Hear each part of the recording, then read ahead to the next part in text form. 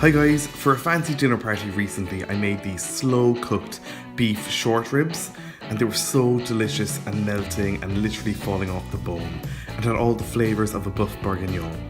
You can see there that these could literally be eaten with a spoon, and I served them on top of a pile of mashed potatoes and with some stewed spinach. Start off with a big oven-proof pot and add a couple of tablespoons of olive oil to it and heat it up. Now you're going to sear the beef. I've got 2 kilos of these beef short ribs that are chopped to about 5 inches in length, and you can get your butcher to trim the fat if you like. So brown the beef on all sides.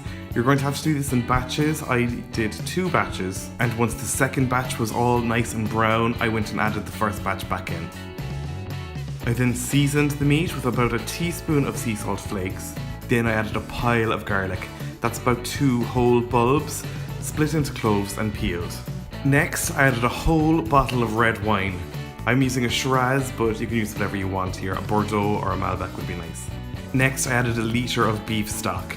If your pot isn't big enough, then just add enough to cover the beef.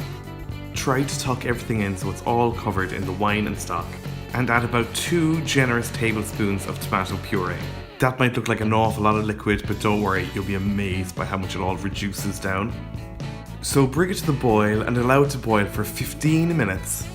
Then clamp the lid on and transfer it to a preheated oven at 170 degrees Celsius and leave it there for 4 hours. I know that's a long time, but you can do it the night before if you want and just heat it up in the oven for an hour before serving.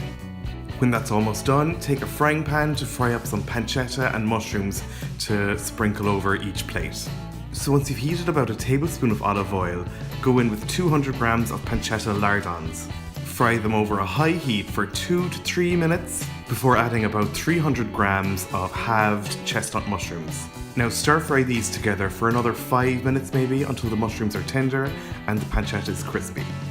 Then transfer them to a serving bowl and keep them someplace warm. Now take out the beef and you'll notice how much the sauce has reduced. It's really intensified in flavour too and really coats the beef beautifully and it's so delicious. Now take a serving dish and very carefully and gently transfer each rib onto the dish. Earlier when I said that this meat was falling off the bone, I meant that literally, as in some of these ribs literally fell off the bone. When they're all removed, you'll be left with this intensely flavoursome beef sauce, but loads of rendered beef fat too, which you don't want. So you're going to skim that off with a gravy boat. So go ahead and pour it all in, and then give it a minute to just settle. Pour out the first little bit of fat that's settled in the top of the funnel until you come to sauce.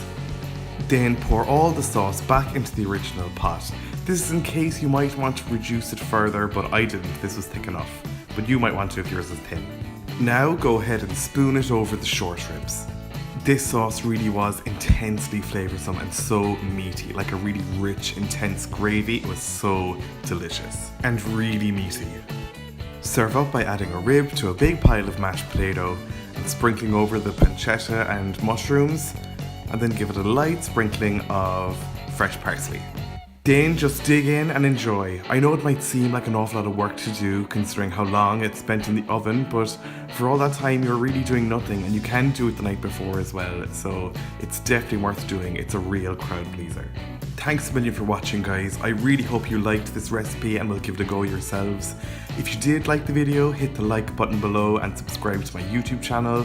Check me out on social media if you like. You'll find all the links to my accounts in the description below, as well as the link to my blog where you'll find this full recipe at www.rookiecook.org.